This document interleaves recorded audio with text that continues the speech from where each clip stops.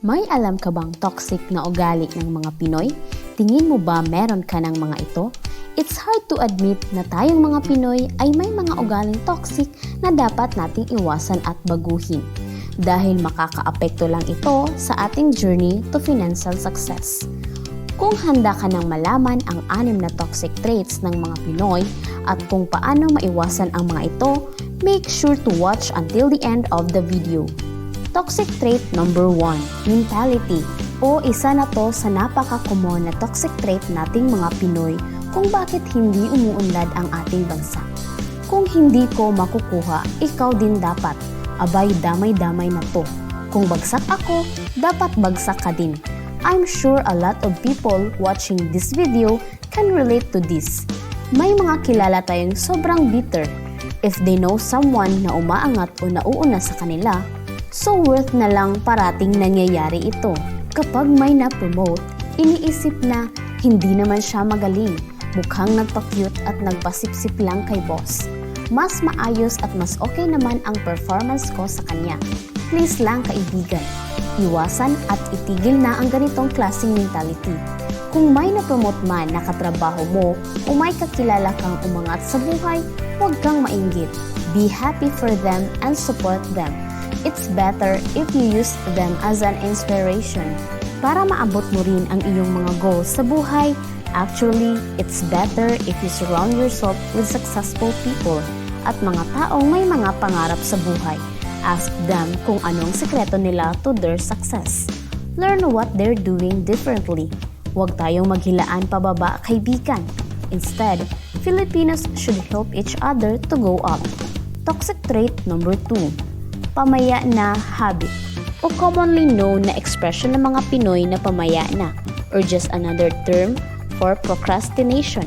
Ito yung toxic trait nating mga Pinoy na pinagpapabukas na lang yung mga bagay na kaya namang gawin ngayon, kaya anong nangyayari? Parati tayong nagro-rush which affects our productivity. Lagi na lang nating dinadahilan na sa Monday ko na lang gagawin yan. Ilang araw pa naman bago ang submission date. Makapag-ML na lang muna. Madalas nga natin tong ginagawa sa ating mga gawaing bahay. Lagi tayong mamaya na, mamaya. Tambak-tambak na ang labahin. Yung mga platong ginamit, andun pa rin sa sink. Yung basura, hindi pa na itatapon. Nangangamoy na. Lagi kang postpone ng postpone. At gagawin mo na lang if you feel like doing it. And at the back of our mind, iniisip natin na kapag dinidelay natin ang isang bagay, na it will eventually go away. It just shows na tamad ka. Huwag mong antayin na may gagawa ng paraan sa'yo. Sadly, kung ganito ang ugali mo, madadala mo pa to sa trabaho. Ang tanong ko sa'yo, kung laging nagpo-procrastinate, do you think mapapansin ka ni boss? O sa tingin mo, mapipili ka ba for a promotion? Do it now. Kung mahirap sa iyong alisin ang procrastination, marami diyang mga anti-procrastination apps na pwede mong gamitin.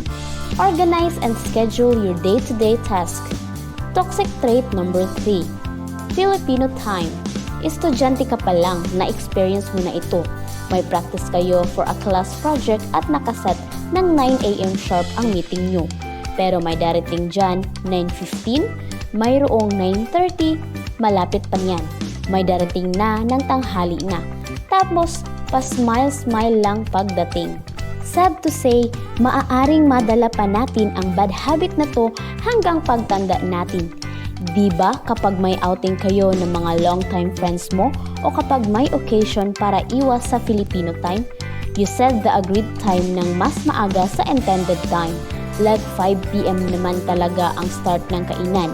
Pero sinasabi mo na 4 PM ang simula, just to avoid late comers. The funny thing about this, may nalilate pa rin. Yung isa, on the way na raw. Pero kakabangon pa lang pala. If you're used to doing the Filipino time, please stop. Dahil darating ang time na you may even offend someone dahil sinasayang mo ang oras nila.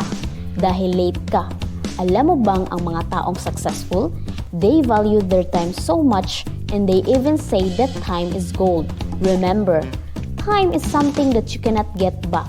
Use your time well and wisely. Learn from successful people, how they organize their day-to-day and how they use their time. Toxic trait number 4. Si anak ang retirement plan. Isipin mo to. The day you were born, buhat-buhat ka ng tatay mo at sabi niya, "Aking firstborn child, ikaw ang magpapaaral sa mga kapatid mo kapag matanda na kami. At ikaw rin ang mag-aalaga sa amin kapag retired na kami ng mama mo." Naku, wala pang kamuwang-muwang pero may responsibilities na. Kaya minsan, marami akong kilalang tumatanda ng dalaga o binata dahil pinapaaral ang mga kapatid. Tigabayad ng renta, tigabayad ng grocery at kuryente, tigabayad din ng medical bills ng mga magulang. Basta sa bayaran, siya ang laging taya. O kaya naman, minsan nagtatalo-talo ang mga kapatid kung sino ang mag-aalaga sa kanilang mga magulang. Nagdi-debate rin kung sino ang mag-aambag para matustusan ang retirement at gastusin ng kanilang mga magulang. In the end, nag-aaway-away ang magkakapatid. Sad to say, nangyayari to.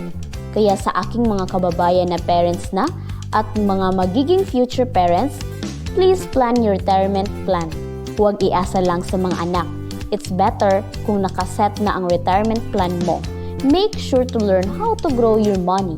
Tulad na lang ng pag-invest sa Pag-ibig MP2 o ETFF at tamang pagpili ng insurance na nababagay para sa iyo.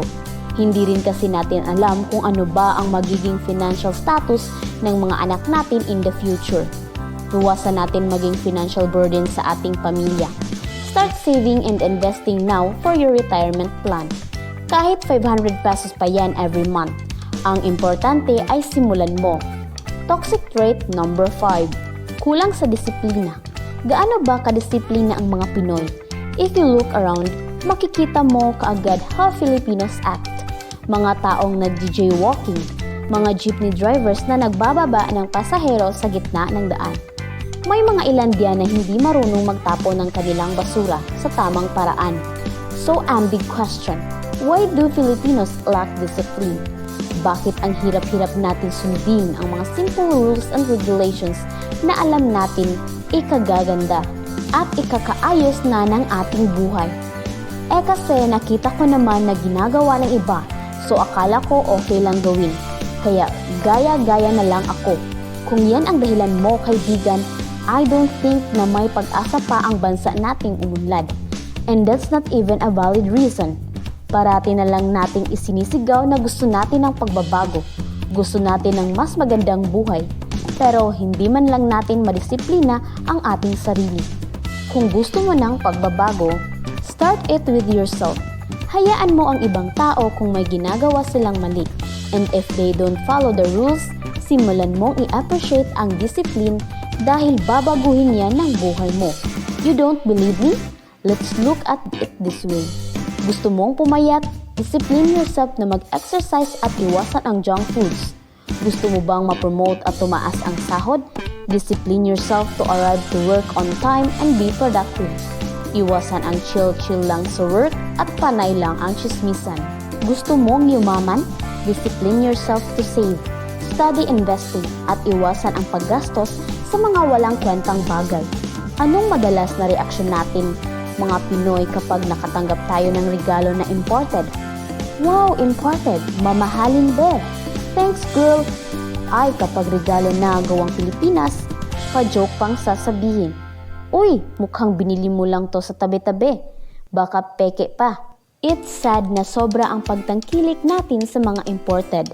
Pero kapag gawang local, ayaw nating suportahan.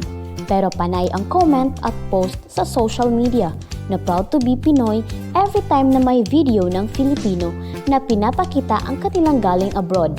Nakasanayan na natin mga Filipinos piliin ang imported items over local items. Mapabag man yan, clothing o food.